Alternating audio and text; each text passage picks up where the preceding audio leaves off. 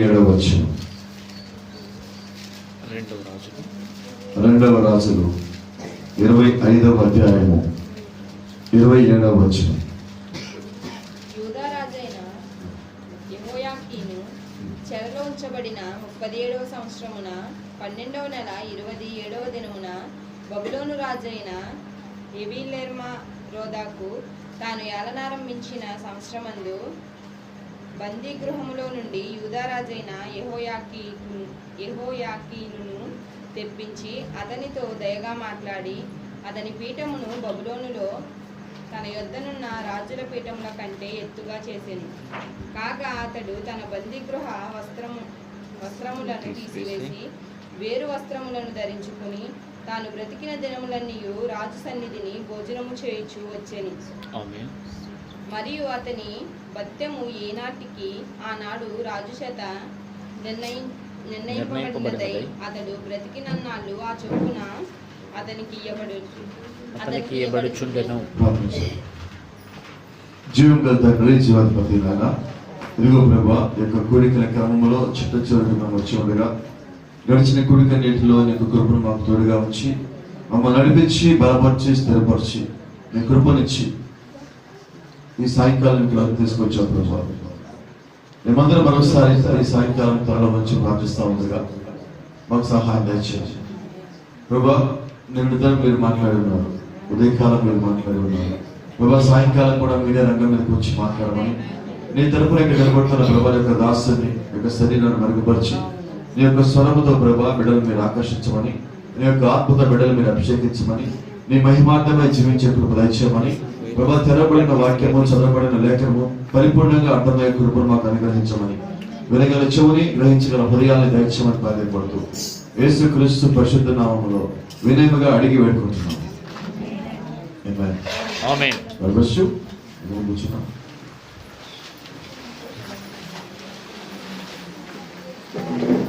ప్రజలో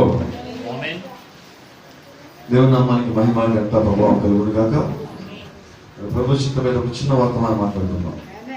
కొద్దిసేపు మాట్లాడదాం అనుకుంటున్నాను. రాత్రి దేవుని చిత్తం అంటే ఎంతసేపు మాట్లాడమంటారు? కొద్దిసేపు దేవుని చిత్తం.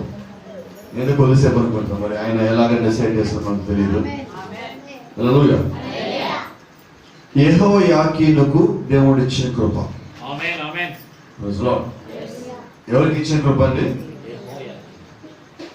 ఆ మాటని మళ్ళా చదువుతా చూడండి. యూదా రాజైన యెహోయాకీను చెరలో ఉంచబడిన 37వ సంవత్సరమున 12వ నెల 27వ దినమున. ఎన్నడున్నాడు జైల్లో?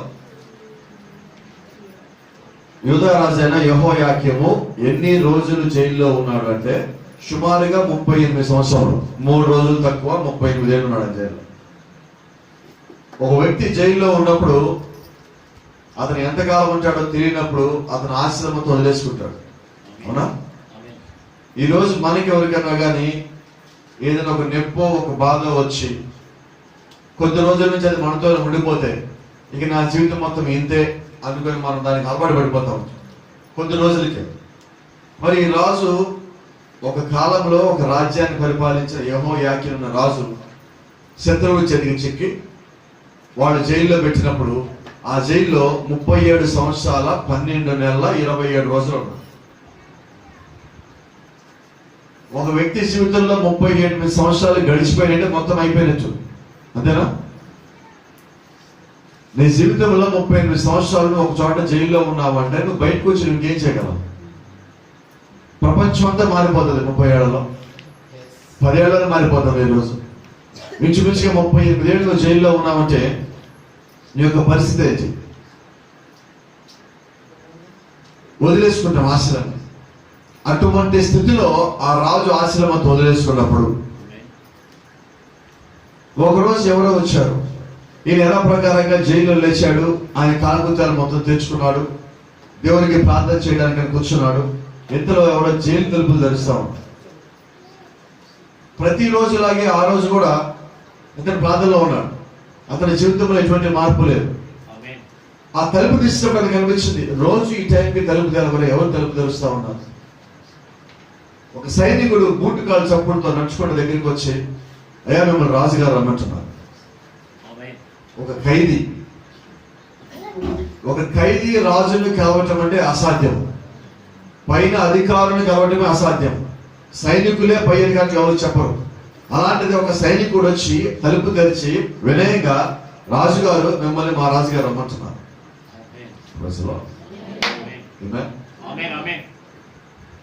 అయితే విచిత్రమైన విషయం ఏంటంటే,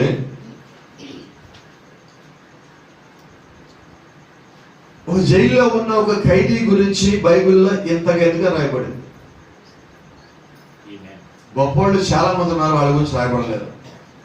గొప్ప గొప్ప కార్యాలు చేసిన వాళ్ళ గురించి రాయబడలేదు. జైల్లో ఉన్న ఒక సాధారణమైన ఖైదీ 38 ఏళ్ళు ఉంటే ఆ వ్యక్తి గురించి ఎందుకని బైబిల్ ఇక్కడ రాయబడింది. ఉదయకాలం చెప్పిన మాట మళ్ళీ జ్ఞాపకం చేస్తాను. నువ్వు ఎన్నేళ్లు ఎక్కడ ఉన్నా దేవుడు యొక్క కృప నిన్ను దాటిపోదు. నీ ఆశల్లో నీ మీద వదిలేసుకుంటావు, నీ జీవితం వదిలేసుకుంటవచ్చు. నా జీవితం మొత్తం ఇంతే అనుకోవచ్చు. ఉదయం మాట్లాడినట్టుగా ఆ ఎముకలు మొత్తం ఆ లోయలో ఉండి అవి మా ఆశలన్నీ అయిపోయినాయి, మా జీవితం మొత్తం ఇంతే, ఇక మా పేరు చచ్చిన ఎముకలు అనుకుంటే అవి అక్కడే పడున్నాయి. అయితే దేవుడు అక్కడికి రాలేదా? ప్రవక్తలు అక్కడికి తేలేదా? ఆ ఎముకలు సరిగా ఏర్పాటు చేయలేదా? దాని మీదకి శరీరం పంపించలేదా? దాని మీదకి నరమలు పంపించలేదా? దాని మీదకి చర్మం పంపించలేదా? దాని మీదకి దేవుని యొక్క ఆత్మ తీసుకురాలేదా? అవి లేచి నిలబడి తిరిగే విషయం మళ్ళీ దేవుని యొక్క సైన్యముగా చచ్చిన ఎముకలు మారి కవాతు చేసుకుంటూ యెరూషలేములోకి వెళ్ళి దేవుని పరిశుద్ధత చేశారు. అవి చచ్చిన ఎముకలే కదా లోపల అనొచ్చు. అలాగే నీ యొక్క జీవితం చూసినప్పుడు చాలా మంది అనుకుంటారు, వీడి జీవితం మొత్తం అయిపోయింది, ఒకప్పుడు చాలా బాగున్నారు, ఇప్పుడు ఏమీ లేదు, అంతా అయిపోయింది అనొచ్చు. అయితే వాళ్ళ మాటలు వినంతం. ఎవరి మాట వినాలా? ఎవరి మాట వినా? ప్రభువైన యేసు క్రీస్తు మాట, బైబిల్ నీతో చెప్పిన మాట. ఆ మాటలు నిన్ను బలపరుస్తుంటాయి. అయితే నువ్వు ఆ మాట కొరకు కనిపెట్టాలి. ఆ మాట ఈ రోజు రావచ్చు, రేపు రావచ్చు, వచ్చే సంవత్సరం రావచ్చు, 10 ఏళ్ళ తర్వాత రావచ్చు, అయితే వస్తుంది. కాల ప్రవక్త అంటాడు, మన దేవుడు కోరికలు ఇచ్చే దేవుడు కాదు, అవసరాలు ఇచ్చే దేవుడు. అవసరం. నువ్వు జైల్లో ఉన్నటువంటి జైల్లో నుంచి నువ్వు బయటికి రావాలనుకుంటున్నావు, ఇది అవసరమా కోరిక? అవసరం. కాబట్టి నీ అవసరం దేవుడు తెలుస్తాడు. ఒకవేళ ఇక్కడ ఉన్న వాళ్ళు ఎవరన్నా కానీ ఒక అప్పుల బాధలో కూరుకుపోయి ఉండొచ్చు, దాని నుంచి బయటికి రావాలని మీరు ప్రార్థిస్తున్నారేమో, అది అవసరమా కోరిక? నిజమేనా? కాబట్టి గమనించండి, అది అవసరమైనట్లయితే దేవుడు ఖచ్చితంగా నీకు ఇస్తాడు. నువ్వు చేయాల్సిన ఏంటంటే కనిపెట్టడం, నువ్వు చేయాల్సిన ఏంటంటే ప్రార్థించడం, నువ్వు చేయాల్సిన ఏంటంటే నువ్వు నమ్మిన దాన్ని వదలకుండా పట్టుకుంటాడు. ఈరోజు క్రిస్టియానిటీలో ఉన్న ఏకైక సమస్య, మనకి ఏదైనా సమస్య వచ్చిందంటే ముందు ఈ చర్చ్ నుంచి మారి ఇంకో చర్చికి వెళ్దామంట. చర్చిని మాట సమస్యలు పోవండి, నీ బుద్ధి మాట సమస్యలు పోతాయి. అంతేనా? మనల్ని మనం మార్చుకోవాలండి. సంఘాలు ఏ చర్చికి వెళ్ళి సంఘం మనం మార్చదు, ఏ భాష మనం మార్చదు. ఎవరు మార్చాలంటే నీ ప్రార్థన నిన్ను మారుస్తుంది. నేను ధైర్యంగా నిలబడి ఇక్కడ ఒక మాట చెప్తా, ఎవరు చెప్పలేని మాట నేను చెప్తా. ఇక్కడ నేను ఏ చర్చికి పోలా, ఏ పాస్గా నాకు ప్రార్థన చేయలా, ఏ సేవ కూడా సేవకు పిలవాలా. ఎలా వచ్చా ఈరోజు సేవ చేయడానికి? భారత మహాభారత భాగవతాలు పెట్టుకొని, చరిత్ర పుస్తకాలు పెట్టుకొని తిరిగినండి. అవి నోటికి కంఠస్థ వచ్చు మొత్తం, దాంట్లో శ్లోకాలు మొత్తం. సంస్కృతం నేను నేర్చుకున్న సబ్జెక్ట్. తెలుగు, హిందీ, సంస్కృతం 3 వచ్చు. ఈరోజు ఏం చేద్దాం? నేను అనుకున్నది ఏంటి, జరిగినది ఏంటి? నేను సంఘంలోకి వెళ్ళిన తర్వాత సంఘాన్ని మార్చలేదు. ఏ పాస్టర్ వచ్చి ప్రార్థన చేసి తల మీద చేయి పెట్టి ప్రార్థన చేసి మార్చలేదు. ఎవరు మార్చండి? అందుకే సంఘానికి వస్తే మారిపోతాం, సంఘానికి వస్తే మారలేదు. దేవుడు మన లోపలికి వస్తే మారుతాం. దేవుడు మన లోపలికి వస్తే మళ్ళీ మార్పు వస్తుంది. నువ్వు సంఘానికి రోజు రావచ్చు, రోజు పోవచ్చు, దానివల్ల ఎలాంటి ప్రయోజనం లేదు. ఎప్పుడు ప్రయోజనం ఉండదంటే దేవుడిని నీ లోపలికి రావడానికి నువ్వు అవకాశం ఇస్తున్నావా? ఎప్పుడైతే దేవుడికి నువ్వు అవకాశం ఇచ్చావో ఖచ్చితంగా దేవుడిని జీవితాన్ని మారుస్తాడు. నువ్వు ఎంత నమ్మావో అంతలో నిలబడు. నువ్వు ఒకే ఒక్క వాక్యం నమ్మండొచ్చు, ఆ ఒక్క వాక్యం నమ్మకంగా రుచివచ్చు. అపోస్తలుల కార్యంలో 2:38 వాక్యం వరకు వాడు నమ్మున్నావేమో. ప్రభువైన యేసుక్రీస్తు నామమున బాప్తిసం పొందుట అనగా నమ్మున్నావు. అప్పుడు పరిశుద్ధాత్మ వరమును పొందుకుంటావు. నువ్వు ఆ మాట నమ్మున్నావు, అలాగే నమ్ముడు, దాని కొరకు నిలబడు. నేను బాప్తిసం పొందుకున్నాను, పరిశుద్ధాత్మ పొందుకోవాలి, నువ్వు దాని కొరకు నిలబడు. దేవుడు నీకు ఎప్పుడు పరిశుద్ధాత్మను ఇవ్వాలనిపిస్తాడు అప్పుడు ఇస్తాడు. ఒకసారి సహోదరు బ్రహ్మం దగ్గరికి ఒక సహోదరుడు వచ్చాడు. ఆయన పేరు ఆల్ఫెరాలి. అదొక జైలు, ఆయన జైలు అధికారి. ఈయన జైలుకి వెళ్ళాడు చూడటానికి. ఆ జైల్లో ఉన్న ఖైదీ గారు ప్రార్థన చేస్తా ఉన్నారు. ప్రార్థన చేస్తా ఒక చిన్న విభాగం వచ్చింది. అక్కడ మొత్తము యవనస్తులైన పిల్లలు ఉన్నారు ఆ జైల్లో. ఈయన అక్కడ వాళ్ళు ప్రార్థన చేసి ఇదేంటిది, ఇంత చిన్న పిల్లలు నేరాలు చేశారని చెప్పి చాలా బాధపడతారు, కన్నీరు కారుస్తున్నాడు. కొంచెం ముందుకు వస్తే జైలు అధికారి అంటున్నాడు, అయ్యా నాకు కొద్దిగా నా వాక్యం తెలుసు, నేను పోలీసుగా ఉన్నాను, నాకు కొద్దిగా తెలిసిన వాక్యం నమ్మకంగా ఉన్నాను, లంచాలు తీసుకోవడం లేదు, ఎవరిని అబద్ధం ఆటల్లా మోసం చేయటల్లా ఉన్నంత యథార్థంగా ఉంటున్నాను. అయితే నాకు ఒక కోరిక మిగిలిపోయింది, పరిశుద్ధ ఆత్మను పొందుకోవాలని. మరి అవకాశం ఉంటే మరి నువ్వు రేపు వెళ్ళిపోతాడుగా తెలిసింది, నన్ను ఎప్పుడు వచ్చి కలవమంటావు, నువ్వు నాకు ప్రార్థన చేసి నాకు పరిశుద్ధాత్మ ఇవ్వమన్నా. ఆయన నాడు పరిశుద్ధాత్మ ఇవ్వడానికి నేనెవడని. ఈయన అన్నాడు, సరే అయితే రేపు నేను మీ ఇంటికి వస్తా. ఇంటికి వెళ్ళి స్నానం చేసి చక్కగా కాపు చేయించుకొని తలస్నానం చేసి వైట్ అండ్ వైట్ కొత్త బట్టలు వేసుకొని వచ్చి మీ ఇంటికి వస్తా. కొత్త బైబిల్ కూడా నా దగ్గర తీసుకొని వస్తా. అప్పుడు నువ్వు ప్రార్థన చేయి, అప్పుడు దేవుడు ఆత్మను పొందుకుంటా. నేను ఒక చిన్న మాట అడగచ్చా, దేవుని పరిశుద్ధాత్మ పొందుకోవడానికి నువ్వు స్నానం చేసి కొత్త బట్టలు ధరించుకోవడానికి ఏమన్నా లింక్ ఉన్నదా? మీకు తెలుసా, సమయ స్త్రీ బావి దగ్గరికి వెళ్ళినప్పుడు ఆమె ఇంకా స్నానం చేయలేదు. పొద్దున్న నిద్రలో నిద్రకాడితే అలా గడుచుకుంటూ పోయింది. అలాగే వెళ్ళి దేవుడితో నేరుగా మాట్లాడి ఆత్మను పొందుకున్నది. అంటే నువ్వు ఉదయం నిద్రలేవగా నువ్వు ప్రార్థన చేసినప్పుడు ఆత్మను పొందుకుంటావా? నువ్వు మధ్యాహ్నము మోకాళ్ళ మీద ఉండి ప్రార్థన చేసినప్పుడు ఆత్మను పొందుకుంటావా? సాయంకాలం పనులు అలసిపోయి తిరిగి వచ్చినప్పుడు ఆత్మను పొందుకుంటావా అని అనవసరం. దేవుడు ఏ సమయానికి నిర్ణయిస్తాడో ఆ సమయానికి పొందుకుంటాడు. అప్పుడు ప్రాఫిట్ ఆయన అంటున్నాడు ఆల్ఫెరాలితో, అయ్యా నిజంగానే పరిశుద్ధాత్మను పొందుకోవాలంటే మనం ఇక్కడే ప్రార్థన చేద్దాం. ఇక్కడ ఇది జైలు కదా, అనేక మంది ఇక్కడ కూర్చుంటాము, అనేక మంది ఇక్కడ తింటుంటాము, అనేక మంది తోస్తుంటాము, ఇక్కడ చాలా రకాల కార్యక్రమాలు జరుగుతాయి. ఇక్కడ ఇక్కడేగా నీకు పరిశుద్ధాత్మను పొందుకోవాలని ఆలోచన పుట్టింది. ఆలోచన పుట్టినప్పుడు రేపటి దాకేందుకు ఈ రోజు చేద్దాం ప్రార్థన. ఆయన అక్కడే ఆ జైల్లో ఉన్న బలల మొత్తాన్ని పక్కన జరిపి ఆయన షూస్ పక్కన పెట్టి ఆయన అదే పోలీస్ అధికారి డ్రెస్ లో ఉండగా మోకాళ్ళ మీద ఆయన కిందకు ఉంటే ఇద్దరు కలిసి ప్రార్థన చేసినప్పుడు ప్రార్థన బిగిన్ చేశారు. ప్రవర్తిస్తున్నాడు, నువ్వు నిజంగా నమ్ముతావా లేదో. ఒకసారి ప్రభువైన యేసుక్రీస్తు అవసరమైతే ఆయన కూడా ఇలాగే ఒక జైలు లోపలికి వచ్చాడు. అక్కడ జైలు లోపల ఆయన ఒక శిష్యుడు పడుకొని ఉన్నాడు. ఆయన పేరు పేతురు. ఆ పేతురు అనే ఒక ఖైదీ జైల్లో పడుకొని ఉండగా ఆ పేతురు నిద్ర లేపడానికి ఆయన లోపల రావాల్సి వచ్చింది. అంటే దేవుడు జైలు లోపలికి వచ్చాడా? ఒకసారి ఒక విశ్వాసి లేకపోతే ఆయన ఒక ప్రవక్త చేప గర్భంలోకి వెళ్ళినప్పుడు ఆయన చేప గర్భంలో కూడా వెళ్ళాడు. ఇంకోసారి వాళ్ళ దగ్గర ఉన్న ముగ్గురు విశ్వాసులు మంటల్లో తేయబడతా ఉన్నప్పుడు ఈయన వారికైనా ముందుగా మంటల్లో కలిగిపెట్టున్నాడు. ఆయన మంటల్లోకి వెళ్ళాడు, నీళ్ళలోకి వెళ్ళాడు, జైల్లోకి వెళ్ళాడు. ఇక్కడికి రాడా? ఈ రాత్రి మన మధ్యలోకి రాడా? ఈ రాత్రి మనతో మాట్లాడా? ఈ రాత్రి మన కృపని కూడా, ఈ రాత్రి మనం అడిగితే ఆయన పరిశుద్ధాత్మని కూడా, ఈ రాత్రి మనం అడిగితే మనం అడిగింది ఆయన మనకి కూడా, ఈ రాత్రి ఆయన మనకి వాగ్దానం ఇచ్చే దేవుడు కాదా? ఆయన వాగ్దానం నెరవేర్చే దేవుడు కాదా? ఆయన మనతో మాట్లాడే దేవుడు కాదా? ప్రజలు అవి నిజమే, అవి సత్యమే.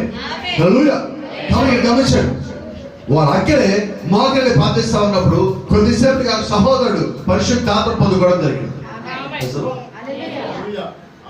నువ్వు ఆత్మను పొందుకోవాలా లేదా అన్నది నీ ఇష్టం కాదు, అది దేవుడు ఒక ఇష్టం, దేవుడు ఒక చిత్తం. కాబట్టి నువ్వు చేయాల్సింది నేను ఈ రోజు పొందుకుంటానేమో అని ప్రయత్నం చేయాలి. ఆయన అడిగాడు, నోట్లో చెయ్యా, నాకు పరిశుద్ధాత్మ కావాలి. ఈరోజు ఇక్కడ ఉన్న వాళ్ళు ఎంతమంది పరిశుద్ధాత్మ కావాలని కోరుకుంటున్నారు? రహస్యం ఏంటంటే నాకు ఇల్లు కావాలంటారు, బండి కావాలంటారు, చాలా కావాలని కోరుకుంటూ ఉంటారు. అయితే నువ్వు ఎన్ని కావాలని కోరుకున్నప్పుడు కూడా నీకు ఒక సంగతి చెప్తా.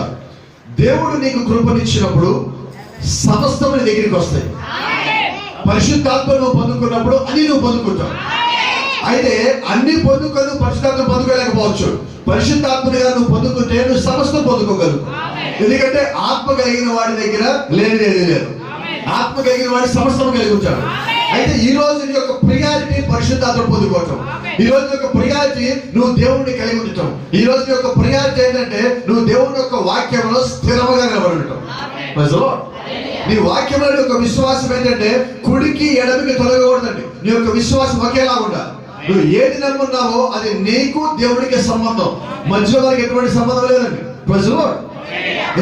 దేవుడు మనకి మహిమ కలుగును గాక. అయితే గమనించండి, ఈ జైల్లో ఉన్న యెహోయాకీను గురించి కొద్దిసేపు మాట్లాడదాం. ఈయన అప్పటి వరకు జైల్లోనే ఉన్నాడు. దాదాపుగా 37 సంవత్సరాల 12 నెల 27 రోజుల వరకు ఆయన అక్కడే ఉన్నాడు. ఆ ఉదయకాలం ఆ తలుపు తెరబడింది. ఆ జైల్లో ఉన్న సైనికుడు ముందుకు వచ్చి అంటాడు, అయ్యా నేను మా రాజుగారు రమ్మన్నా. నన్న దేనికని బోస్ అనుకుంటాడు, నన్ను ఉరిదిస్తారేమో ఈరోజు, నన్ను చంపుతారేమో ఈరోజు, నా తల తీసేస్తారేమో ఈరోజు, అంతే కదా. ఇంకో మాట చెప్పండి, చాలా మంది దేవుడి యొక్క కృపని ఎలాగ పోగొట్టుకుంటారని చెప్తారు. కృపను పొందుకోవడం ఒక రకం అయితే కృపను పోగొట్టుకోవడం ఒక రకం. అలా పోగొట్టిన వాళ్ళు ఉన్నారండి. ఒకసారి ఒక ఖైదీకి శిక్ష పడింది, మరణ శిక్ష. అమెరికాలో ఉన్న ఖైదీకి మరణ శిక్ష పడింది. అతని స్నేహితుడు అతను ఎంతో ప్రేమించి అతను ఎలాగైనా కానీ శిక్ష తప్పించాలని ఎంతో ప్రయత్నం చేశాడు. అతను వలగాలేదు. లాస్ట్కి అందరికి దగ్గరికి వెళ్ళాక వాళ్ళు చెప్పింది ఏంటంటే, అయ్యా అమెరికా అధ్యక్షుడి దగ్గరికి వెళ్తే ఆయన కానీ క్షమాభిక్ష కానీ పెడితే నీ స్నేహితులు విడుదలవుతారు. ఇది ఎక్కడ అడిగితే ఎక్కడో ఆయన ఒక రోజు హోటల్లో కూర్చొని ఎక్కడ టిఫిన్ చేస్తాడే తెలిసింది, బ్రేక్ఫాస్ట్ టైంలో. మొత్తానికి అక్కడికి వెళ్ళి ఆ ప్రెసిడెంట్ని కలిసి, అయ్యా నిజంగా నా స్నేహితుడు అమాయకుడు, అతనికి అనవసరంగా శిక్ష పడింది, ఆ శిక్ష నుంచి అతను తప్పించాలి, నువ్వే దానికి ఏదైనా చేయగలవు అంటే అన్నాడు. అయ్యా ఇప్పుడు నా దగ్గర చెప్పడానికి ఏదీ లేదు, రాసి పంపిస్తాను, నా దగ్గర లెటర్ ప్యాడ్ కూడా లేదు, నా దగ్గర అధికార ముద్ర కూడా లేదు, ఎలాగా? ఆ స్నేహితుడు ఆయన ఒక సంతకం పెట్టి చాలు, నీ సంతకం చూపిస్తే వాళ్ళు అక్కడ పని చేస్తారు కదా. మంచి ఆలోచన. ఈ సంతకం చూపించి ఈ సంతకం నాదేనని చెప్పు, నీ స్నేహితులు విడుదల చేస్తారు, నేను వచ్చాక మిగిలిన కదా మాట్లాడతాను. పేపర్ దొరకడానికి అక్కడ అది పక్కన తన సిగరెట్ ప్యాకెట్ తాగి పడేస్తా ఉంటే ఈ స్నేహితులు ఆ సిగరెట్ ప్యాకెట్ తీసుకొచ్చి దీని మీద సంతకం పెట్టింది. ఆ సిగరెట్ ప్యాకెట్ చెప్పి దాని లోపల ఇతనితో రాయించి, నేను అబ్రహాం లింకన్ సోయానికి ఖైదీ చేస్తారు కదా, అతను శిక్షణ ఆపడి నేను వచ్చాక మాట్లాడదా సంతకం పెట్టించాను. లేదా నీ వ్యాపం ఖర్చుకున్నాడు. పరిగెత్తి ఎక్కడికి వెళ్ళాడు? నేరుగా జైల్లో ఉన్న స్నేహితుల దగ్గరికి వెళ్ళాడు. స్నేహితులు ఏం చెప్పాడు తెలుసా? ఎదుగో చూసావా, నీకోసం నేను ఎంత కష్టపడ్డాను, ఎంత ప్రయాసపడ్డాను, ఎట్టకేళ్ళకి నేను ప్రెసిడెంట్ కలుసుకున్నాను, ప్రెసిడెంట్ లెటర్ రాసిచ్చాడు, ఇక నీకేం ఇబ్బంది లేదు, నువ్వు జైలు నుంచి బయటకు వచ్చేస్తావు, ఇక నీవు నేను కలిసి మనం చక్కగా ఉండొచ్చు. ఎదుగో అబ్రహాం లింకన్ నేరుగా సంతకం పెట్టించాడు. అతను జైల్లో ఉన్న అతను తీసుకున్నాడు, ఇది అబ్రహాం లింకన్ పెట్టాడు. సిగరెట్ పేపర్ మీద సంతకం పెట్టించి తీసుకొచ్చి నాకు అబ్రహాం లింకన్ పెట్టిన అబద్ధం చెప్తావా? నన్ను ఇంకా మోసం చేయాలనుకుంటున్నావా? నేను రేపు చచ్చిపోతానని తెలిసి నేను ఏదో కాసేపు సంతోషపడదామని చెప్పి నన్ను గ్రామంలో పెట్టాలనుకుంటున్నావా అని ఆ పేపర్ని చింపి మీద మొఖానికి వచ్చాడు. ఏం జరిగింది? నీ అవకాశం నువ్వు తెచ్చుకోలేకపోయావు. నిన్ను ప్రేమించి నీ కోసం ప్రయాసపడిన ఒక స్నేహితుడు నీకు ఒక అవకాశం తెచ్చాడు బయటికి రావడానికి. నువ్వు దాన్ని ఏం చేసావు? ఇప్పుడు నమ్ముతారు ఎవరన్నా? ఈరోజు యేసుక్రీస్తులో కూడా నీ సంగతి అదే. ఒకవేళ నీ దగ్గరికి ప్రభు యేసుక్రీస్తు నామమున బాప్తిజం వచ్చిందేమో, నువ్వు దాన్ని మొక్కలు తిప్పి చేసి ఇద్దరు ఇసేసామో. ఈరోజు ప్రభాత్రి భోజనం పగలు కాదు రాత్రి తీసుకుని చెప్తా ఉంటాను, మొక్కలు వేసి బయట ఇసేస్తా ఉన్నామే. ఈ కాలంలో ప్రవక్త ఉన్నాడని బైబిల్ చెప్తా ఉంటే నమ్మకుండా దాన్ని మొక్కలు చేసి విసిరేస్తా ఉన్నామేమో. అలా నీకు వచ్చిన కృపని దేవుడు యొక్క వాక్యాన్ని పోగొట్టుకుంటున్నామేమో. ఒకసారి ఆలోచన చేయకూడదు. యెహోయాకీనుకి వచ్చి ఆ మాట చెప్పగానే యెహోయాకీను అంటాడు, అయ్యా నిజంగా రాజు రమ్మన్నాడా? అవును, సరే వెళ్దాం పద. ఎలాగెళ్ళాడంటే జైల్లో ఉన్న ఆ జైలు డ్రెస్ వేసుకుని వచ్చాడు బయటికి. ఎందుకని జైల్లోకి వెళ్ళిన తర్వాత ప్రతి ఖైదీకి ఒక డ్రెస్ ఇస్తారంటే, ఆ జైల్లో చేరిన ఖైదీ తప్పించుకొని బయటకు వచ్చాడు అనుకోండి, మన మధ్యలోకి వచ్చాడు. ఆ వ్యక్తిని చూడగానే మీకు అందరూ తెలిసిపోతుంది అతను ఎవరో. అవునా? ఏమంటారు మీరు? నువ్వు ఖైదీ కదా, నువ్వు పారిపోయించావు కదా అంటారు. ఎందుకంటే నువ్వు జైలు నుంచి విడుదల వస్తే నీ వస్త్రములు మార్చి నీ పాత వస్త్రములు ఎక్కించి ధరించుకున్నాక బయటకు వస్తావు. జైలు నుంచి పారిపోతే అదే వస్త్రములు కలిగి ఉంటావు. ఇక్కడ బైబిల్ మనం చదువులో చూడండి, జాగ్రత్త చూద్దాం. యూదా రాజు యెహోయాకీము చెరలో ఉంచబడిన 35వ సంవత్సరం కొంచెం ముందుకు వెళ్తాను. అతనితో దయగా మాట్లాడి అతని పీఠమును బబులోను రాజుల పీఠము కంటే ఎత్తు చేసెను. అతడు తన బందీ గృహ వస్త్రమును తీసివేసి వేరు వస్త్రములు ధరించుకొని, ఇప్పుడు దాకా అతను జైల్లో ఉన్న ఒక ఖైదీ, జైలు డ్రెస్ వేసుకుని తిరిగి ఒక ఖైదీ, వాళ్ళు టయానికి పెడితే ఆ టయానికి అక్కడికి వెళ్ళి కూర్చొని తింటమే. ఇతను నాకు ఇది కావాలి, ఇది చెయ్యండి, అది చెయ్యండి, నేను ఇది తినాలంది, నాకు అలా తినాలందంటే ఎవరు చేసి పెడతారా? వాళ్ళు ఏది పెడితే తినాలి. ఇదో డినామినేషన్ సంఘాలు మొత్తం అంతే. వాళ్ళకి సంవత్సరం మొత్తం ఏం బోధించాలని పేపర్లు ఇచ్చేస్తారు, వాళ్ళు అదే చెప్పాలి. ఈరోజు పరిశుద్ధాత్మతో మాట్లాడండి, ఎంతసేపు మాట్లాడతాడే కొందరు ఇదే చెప్పాలి. పరిశుద్ధాత్మ ఎలాంటి మాటలు మాట్లాడతా అసలు మా దగ్గర మాకు దానికి సంబంధం లేదు. మాకు మా పైన పాస్టర్ గారు ఏం చెప్పినా అదే మేము చేయాలా, లేదా మా ఉద్యోగం పోదు. నువ్వు ఉద్యోగస్తుడువా కాపుడువా? నువ్వు పనిచేసేది ఎవరికి? దేవుడికా, లోకానికా, జోబుకా, కడుపుకా? దేవుడికి నువ్వు పని చేస్తావు. దేవుడికి చేసేవాడు అయితే పరిశుద్ధాత్మ నువ్వు కలిగి ఉంటావు. దేవుడు యొక్క ఆత్మ నీకు కావాలి. నువ్వు మాట్లాడుతున్నప్పుడు దేవుడిని తీసుకుంటాడు, నువ్వు మాట్లాడే దేవుడిని నువ్వు వాడుకుంటాడు, నువ్వు నిలబడితే దేవుడిని అభిషేకించుకుంటాడు, ఆయన ఆత్మతో నింపుతాడు. నువ్వు మామూలు వ్యక్తులు కాదు, సాధారణ వ్యక్తులు కానే కాదు. నువ్వు ఒక దేవుడి పరిచయకి నిలబడ్డావంటే, వాక్యముగా నిలబడ్డావంటే పరిశుద్ధాత్మ యొక్క శక్తిని చుట్టూ ఉంటుంది, ఆయన కృపని చుట్టూ ఉంటుంది. నువ్వు సాధారణ వ్యక్తులు కానే కాదు. ఈ యొక్క బలిపీఠం ఎక్కాలంటే దేవుడి కృప నీకు కావాలా. నువ్వు దేవుడి పరిచయంలోకి వచ్చి వాక్యం చెప్పాలని దేవుడికి కృప కావాలా. నువ్వు పాట పాడాలని దేవుడికి కృప కావాలా. సంగీతం వాయించాలని దేవుడికి కృప కావాలా. ప్రతి దానికి దేవుడికి కృప కావాలా. నువ్వు నేరు తెరిచి ఇంకొకరికి వాక్యం చెప్పాలన్నా, సువార్త అందించాలన్నా, దేవుడు నమ్మకం చెప్పాలన్నా నీకెంతో కృప కావాలి. అంత గొప్ప కృప దేవుడు నిన్ను ప్రేమించి నీ కొరకు ఆయన పంపించి నిన్ను బలపరిచి నిన్ను నిలబెట్టి ఆయన వాడుకుంటున్నాడు. దేవుడు ఉచితంగా కృప ఇవ్వలేదండి. అయితే ఆయన కృప ఉచితమైన కృప. అయితే ఉచితంగా ఎవరికి ఇవ్వాలా? ఆయన ఒక పని నిమిత్తమే నిర్ణయించబడి ఆయన కృపణిస్తా ఉన్నాడు. నువ్వు పడిన కష్టానికి ఆయన కృపిస్తాడు, నువ్వు పడబోయే కష్టానికి కృపణిస్తాడు. నువ్వు పడబోయేదానికి నమ్మకంగా లేకపోవచ్చు. అపోస్తలుడు పౌలు దగ్గర దమస్క మార్గంలో దేవుడు కలిసిన తర్వాత, పౌలు కింద పడిపోయిన తర్వాత, పౌలు కన్నులకి పొరలు కమ్ముకున్న తర్వాత పౌలు తీసుకుని వెళ్ళి ఒక ఊళ్ళో ఉంచారు. దేవుడు అక్కడికి వచ్చాడు. అననీయ ఒక మీద మాట్లాడుతున్నాడు. అననీయ, నువ్వు వెళ్ళి పౌలుకు ప్రార్థన చేయపో, పౌలు కలిగి గుడ్డితనం పోతుంది అని అన్నాడు. ప్రభువా, అతని హింసకుడు, దోషకుడు, పాపాలు చేస్తాడు, అసలు అతను బయలుదేరి నన్ను అరెస్ట్ చేయడానికి, నన్ను పట్టుకోవడానికి వచ్చినాడు, ప్రార్థన చేయమంటావా? దేవుడు అంటాడు, అతను నా నిమిత్తం అనేక శ్రమలు పడవలసి ఉన్నాడు.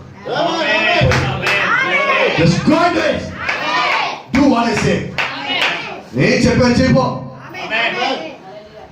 అతన్ని నేను ఏర్పరచుకున్నా, అతను నాకు శ్రమలు పడాలి.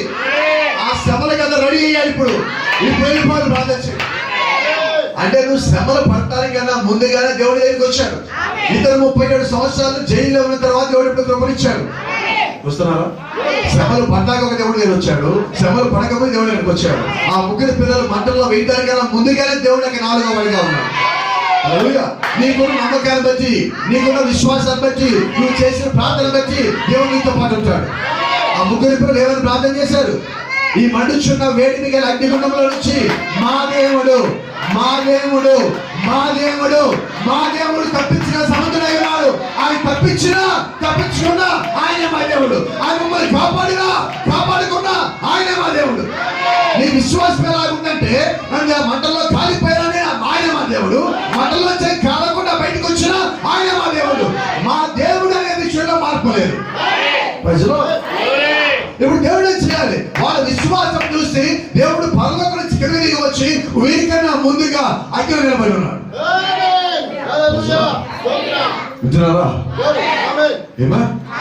అని ఇప్పుడు దేవుడు ఏం చేయాల్సి వచ్చిందంటే, వాళ్ళ ప్రార్థన బట్టి పరలోకమైన సింహాసనం వదిలిపెట్టి కిందకి వచ్చి మధ్యలో చూడాల్సి వచ్చింది. అంటే నువ్వు ప్రార్థిస్తే దేవుడా మంచిగా అయితే ప్రార్థన యథార్థంగా ఉండాలి. నీ ప్రార్థన విశ్వాసవంతంగా ఉండాలి. నీ ప్రార్థనలో నమ్మకం ఉండాలి. నీ ప్రార్థనలో భారం ఉండాలి. నీ ప్రార్థించినప్పుడు నీ హృదయం నెలగి ఉండాలి. నీ ప్రార్థన చేసిన హృదయం విరిగినై ఉండాలి. నీ ప్రార్థన పదవులతో కాదు కానీ నీ ప్రార్థన హృదయంతో చేయాలి. హృదయంతో చేసే ప్రతి ప్రార్థన దేవుడు అంగీకరిస్తాడు. ఆయన బిడ్డలను అంగీకరిస్తాడు. ఆయన కుమారులను అంగీకరిస్తాడు. ఆయన కుమార్తెలను అంగీకరిస్తాడు. ఆయన భార్యను అంగీకరిస్తాడు. ఆయన అడిగితే ఏ పైన చేయగలడు.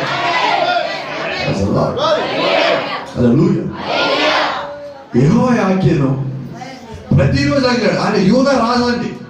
యూదా గోత్రానికి ఒక రాజుగా పనిచేశాడు. యూదా గోత్రం అంటే యేసు క్రీస్తు పుట్టిన ఆ గోత్రం అది. ఆ గోత్రం రాజుగా ఉన్నాడు. ఇప్పుడు ఆయన కాపాడే బాధ్యతని ఇప్పుడు దేవుడు తీసుకున్నాడు. దేవుడు రంగం మీదకి వచ్చి ఆ రాజుతో మాట్లాడి ఆ రాజు ఒక సైనికుని పంపించి ఆ సైనికుడు వచ్చి తలుపు తెరిచి యూదా రాజు బయటికి పిలిచి ఇప్పుడు తీసుకొచ్చి ఈ రాజును నిలబెట్టాడు. ఆరాధించినాడు ప్రజలు.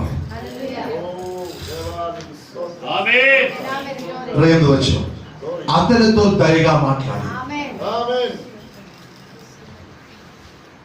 Kind words.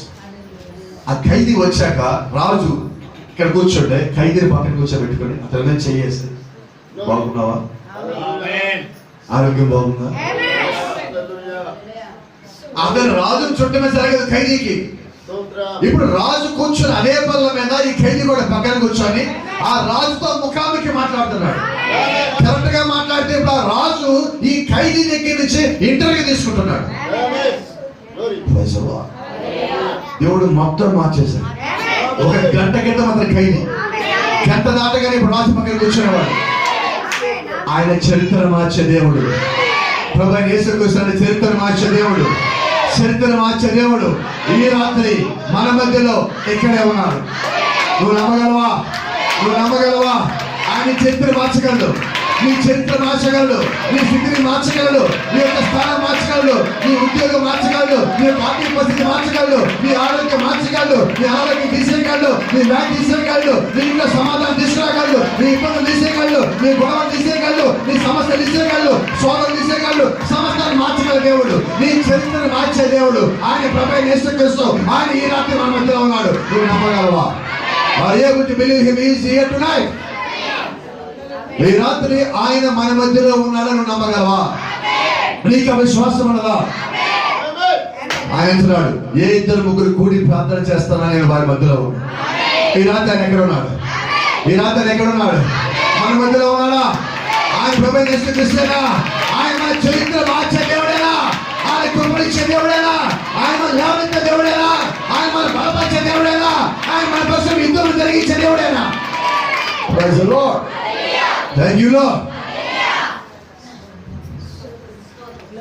రాజా, ఎంతకాలం ఎలా ఉన్నావు? జైల్లో బాగున్నావా?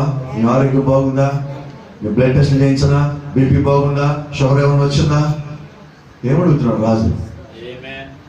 రాజు ఖైదీని కూర్చోబెట్టుకుని యోగక్షేమాలు అడుగుతున్నాడు. రాజు ఎంతో బిజీ. రాజు ఖాళీ చేసుకొని ఖైదీని పిలిపించి ఖైదీతో మాట్లాడుతా ఉన్నాడు. చరిత్ర మారిపో. నువ్వు నిజంగా ప్రార్థిస్తాయి, నిజంగా మోకెళ్తే నీ కన్నీళ్ళు చెప్తాను నువ్వు ఎంత ప్రార్థన చేశావు. నీ మోకాళ్ళ దగ్గర నల్లబడి చెప్తే నువ్వు ఎంత ప్రార్థన చేశావు. నీ ప్రార్థన బట్టి దేవుడి దగ్గరికి వచ్చి ఆయన రాజే మాట్లాడుతుంది. మనకైతే రాజులకు రాజు, ప్రభువులకు ప్రభు, దేవుళ్ళకే దేవుడు. ఆయన ఎంతో ఘనమైన వాడు. పరలోకములో అన్నిటికన్నా ఉన్నతమైన తొలి సింహాసనం కూర్చున్న వాడు. 4 జీవుల మధ్యలో ఉన్నవాడు. వర్షాల చుట్టూగా ఉన్నవాడు. అగ్ని స్తంభం మీద నిలబడినప్పుడు అనేక కోటల కొడలు చుట్టూగా ఉన్నప్పుడు వాడు పరిశుద్ధుడు పరిశుద్ధుడు పరిశుద్ధుడు పరిశుద్ధుడు పరిశుద్ధుడు అని 24 ప్రార్థన చేస్తా ఉంటే ఆయన వాళ్ళందరి పక్కకి జరిగి ఇదిగో కింద నా కుమారుడు ఏడుస్తా ఉన్నాడు, కింద నా కుమార్తె ఏడుస్తా ఉన్నది, వాడికి ఆసక్తి కలిగి ఉన్నది, నేను కిందకి వెళ్ళవలసిందని వాళ్ళని పక్కకి తప్పించి ఆయన్ని ప్రేమించి నీ కొరకు కిందకి వస్తా ఉన్నాడు. ఇక్కడ ఒక రాజు ఒక ఖైదీతో మాట్లాడుతుంటే ఇంత మనం ఆశ్చర్యపోతున్నామే. అంత గొప్ప దేవుడు వేరొక లోకం నుంచి, వేరొక స్థానం నుంచి, వేరొక కాలం నుంచి నీ కొరకు కిందకి వచ్చి ఆయన నీతో మాట్లాడుతున్నాడు. చిన్న విషయమా? దానికి గొప్ప విషయం. ఆయన ఎందుకు వచ్చాడంటే నేను నీ పక్షాన ఉన్నానని చెప్పడానికి. ఆయన ఎందుకు వచ్చాడంటే నువ్వు అడిగింది నీకు ఇస్తానని చెప్పడానికి. ఆయన ఎందుకు వచ్చాడంటే నిన్ను బాగు చేస్తానని చెప్పడానికి. ఆయన ఎందుకు వచ్చాడంటే నిన్ను స్వస్థపరుస్తానని చెప్పడానికి. ఆయన ఎందుకు వచ్చాడంటే నీ చరిత్ర మారుస్తానని చెప్పడానికి. చరిత్ర మార్చే మార్చే దేవుని రాత్రి మన మధ్యలో ఉన్నాడు. ప్రజలు అతనితో దయగా మాట్లాడి అతని పీఠమును బబులోనులో తన యొద్దున్న రాజుల పీఠము కంటే ఎత్తుగా చేశాను. అంతకుముందే నేను ఖైదీ, ఈ రాజుగారి పక్కన కొంతమంది సామంత రాజులు ఉన్నారు. ఇప్పుడు ఆ ఖైదీ అందరికన్నా చివరి అట్టడుగున అధమ స్థానంలో ఉన్న వ్యక్తి. ఈ రాజు అంటే అందరికన్నా పై ఉన్నవాడు, ఈ రాజు కన్నా కింద ఉన్నవారు రాజులు, సామంతులు. ఇప్పుడు ఈ ఖైదీ తెచ్చి ఈ సామంతుల కన్నా పైగా సింహాసనం హెచ్చించారు. ముందు రోజు ఖైదీ, ఈ రోజు మళ్ళా రాజయ్య. ఎక్కడ? రాజు ముందు కూర్చుంటారు. నీ చరిత్ర మార్చే దేవుడు లేడా? Thank you lord. తన యొద్ద ఉన్న రాజుల పీఠముల కంటే ఎత్తుగా చేస్తాను. ఎత్తుగా చేయటం అంటే నేను ఇంకా ఎక్కువ గౌరవిస్తానని చెప్పటం. హల్లెలూయా.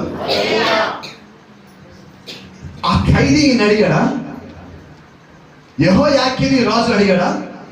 అడగలేదు. ఈ రాజుకే ఆ యెహోయాకీని చూడగానే ఎంత అనిపిస్తుంది ఇలా చేయాలని. నిజమైన క్రైస్తవుని చూడగానే శత్రువుకు కూడా అలాగే చేయాలనిపిస్తుంది.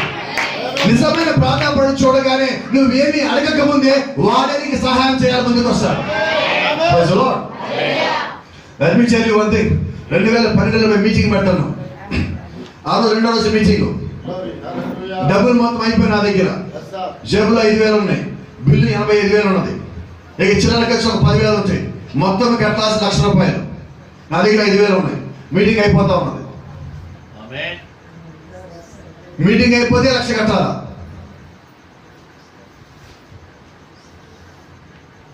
ముందు రోజు అడిగా ఒకళ్ళని, నాకు డబ్బులు కావాలి, దగ్గర దొరుకుతాయా? అతను నా దగ్గర దొరకవన్నాడు. సరే వదిలేసాను.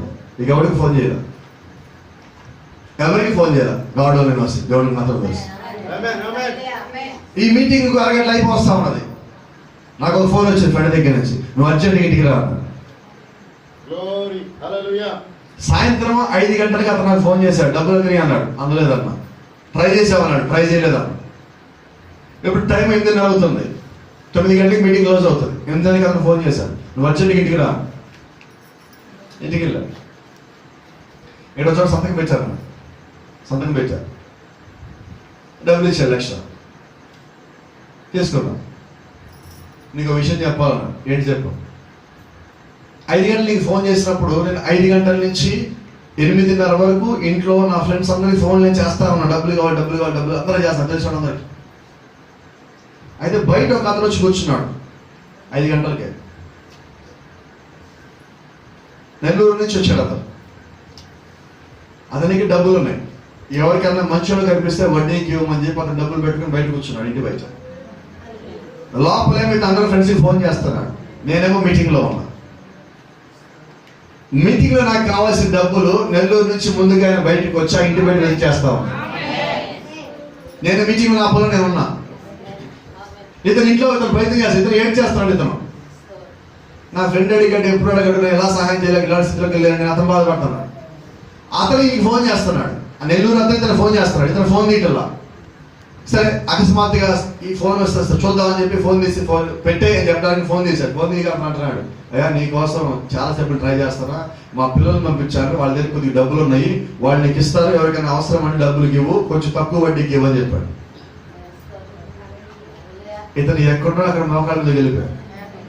5 గంటలు నేను అడిగాను, కరెక్ట్గా 5 గంటలకి వాళ్ళు అక్కడికి వచ్చున్నారు. ఎవరు చేయాలా పని? అది దేవుడి పని. అది అప్పులో జరిగిందా, అవసరంతో జరిగిందా, దేవుడు ఇచ్చిన మార్గంలో జరిగిందా అని అనవసరం. దేవుడు ఆ కార్యాన్ని జరిగించాడు. మొట్టమొదటిగా దేవుడు అక్కడ మహిమపడ్డాడు. అదే అంటాడు, నీకన్నా ముందుగానే దేవుడు పని చేసి వెళ్ళిపోతాడు. నువ్వు ఆ మార్గం తెలుసుకోవాలంతే. ఎవరో చెప్పి యెహోయాకీను ఆయన యొక్క పీఠముని దేవుడు ఆ రాజుతో మాట్లాడి రాజుని ఎత్తించమన్నాడు. ఆ సమయంలో ఇంకో మాట కూడా ఎవరు చూద్దాం. కాగా అతడు తన బందీ గృహ వస్త్రములను తీసివేసి, ఏ వస్త్రాలండి? తీసివేసి రాజు వస్త్రం తెచ్చుకోవాలి. అప్పుడు దాకా నువ్వు ఖైదీవి, ఇప్పుడు నువ్వెవరివి? నీ వస్త్రం మారితే నీ స్థానం మారిపోయింది, నీ వస్త్రం మారితే నీ స్థితి మారిపోయింది. ఇంకో మాట చెప్తా చూడు. ఒకసారి మనం జకరియా గ్రంథం 3వ అధ్యాయం 3వ వచనం. యెహోషువ మల్లి వస్త్రము ధరించిన వాడే దూత సముఖంలో నిలబడి ఉండగా, దూత దగ్గర నిలిచిన వారిని పిలిచి ఇతను మైల బట్టలు తీసివేయని ఆజ్ఞాపించి, నేను నీ దోషము పరిహరించి ప్రశస్తమైన వస్త్రములతో నేను అలంకరించున్నానని సెలవించాను. యెహోషువ ఎక్కడ నిలబడ్డాడు తెలుసా? దూత ముందు నిలబడ్డాడు. ఎలా ఉన్నాడంటే మలిన వస్త్రాలు, మట్టి కొట్టుకుపోయిన బట్టలతో నిలబడ్డాడు యెహోషువ. ఇప్పుడు యెహోషువతో ఆ దూత అంటున్నాడు, పక్కన వారిని పిలిచి, ఇదిగో ఇద్దరు మైల బట్టలు తీసేయండి, ముందు కొత్త బట్టలు ధరించండి, తల మీద బాగా పెట్టండి. ఇతను ఎలా ఉండాలంటే చూడగలిగితే ఒక రాజు అనిపించాలా, చూడగలిగితే ఒక నాయకుడు అనిపించాలా. ఇతను వస్త్రాలు మార్చండి. ఈ రోజు ప్రభువైన యేసు క్రీస్తు మనందరికి కూడా ఆయన వస్త్రం మన మీద కప్పున్నాడు. ఆ వస్త్రం పేరే ప్రభువైన యేసు క్రీస్తు నామములో బాప్తిజమై ఉన్నది. గమనించండి, బైబిల్లో మత్తయి సువార్తలో యేసుక్రీస్తు చెప్తా ఉన్నాడు దాని గురించి. పరలోకానికి ఒక అతను వచ్చాడు. పరలోకంలో పెళ్లి మీద జరుగుతూ ఉన్నది. ఆ పెళ్లి మీదకి ఒక అతను వచ్చున్నాడు. ఆ వచ్చిన అతను ఎలా ఉన్నాడు తెలుసా? అందరు పెళ్లి వస్త్రాలు తెచ్చుకొని వచ్చాడు. అతను కూడా ఆలోచించుకొచ్చున్నాడు. అతను కూర్చుంటే ఆ పెళ్లి కుమారుడు వచ్చి అతని దగ్గరికి వచ్చి చూశాడు. నువ్వేంటి ఈ బట్టలు తెచ్చుకున్నావు? నీకు ఇన్విటేషన్ ఉన్నదా? నువ్వేంటి ఈ బట్టలు తెచ్చుకొని వచ్చావు? నువ్వు ఎవరివి? ఎక్కడి నుంచి వచ్చావు? సమాధానం చెప్పట్లా. తన కాళ్ళు చేతులు కట్టేసి తీసుకెళ్ళి చెక్కట్లో వింటున్నారా? నీ వస్త్రంలో ఉన్న ప్రాముఖ్యత అంత ఉన్నది. ఇప్పుడు గమనించండి, వాస్తవంగా అక్కడ జరిగింది ఏంటంటే ప్రవక్త అంటున్నాడు, ఆ పెళ్లికి ఎవరైతే పిలువబడ్డారో ఆ పిలువబడ్డ వాళ్ళందరికీ మెయిన్ ఎంట్రన్స్ ఉన్నది, గుమ్మం నుంచి వస్తారు. అక్కడి నుంచి వచ్చినప్పుడు అక్కడ పెళ్లి కుమారుడు సంబంధించిన బంధువులు లేకపోతే పెళ్లి కుమారుడు వాళ్ళ మీద ఒక వస్త్రం కప్పుతారు. ఆ వస్త్రం వాళ్ళ మీద ధరించుకొని లోపలికి రావాలి. అయితే అతను ఎలాగొచ్చారంటే బైబిల్ చెప్తా ఉన్నది, అతను గుమ్మం నుంచి రావాలి, కిటికీలోంచి వచ్చాడు, దొంగదారిలోంచి వచ్చాడు. నువ్వు యేసు క్రీస్తు లోపలికి దొంగదారిలోకి రాలేవు, అడ్డదారిలో రాలేవు, వంకర మార్గంలో రాలేవు, సంకరం చేసిన దాంట్లో రాలేవు. నువ్వు అసలు విత్తనం అయి ఉంటే నువ్వు రైట్ మార్గంలో రావాలి. నువ్వు నిజమైన విత్తనం అయితే సరైన మార్గంలో వస్తావు. ఇక్కడికి వచ్చినా కూడా ఎందుకంటే అది దేవుడు ఏర్పాటు చేసిన మార్గం అని. దేవుడు ఏర్పాటు చేసిన మార్గానికి నువ్వు ఎలాగ రావాలో దేవుడే ముందుగా నిర్ణయిస్తాడు. బైబిల్ చెప్తా ఉన్నది, కీర్తన గ్రంథం 7:15 అందువలన వారు దేవుడి సింహాసనం ఎదుట ఉంది, రాత్రి పగళ్ళు ఆయన ఆలయంలో ఆయనను సేవించున్నారు. సింహాసన ఆసీనుడైన వాడు తానే తన గుడారము వారి మీద కప్పును.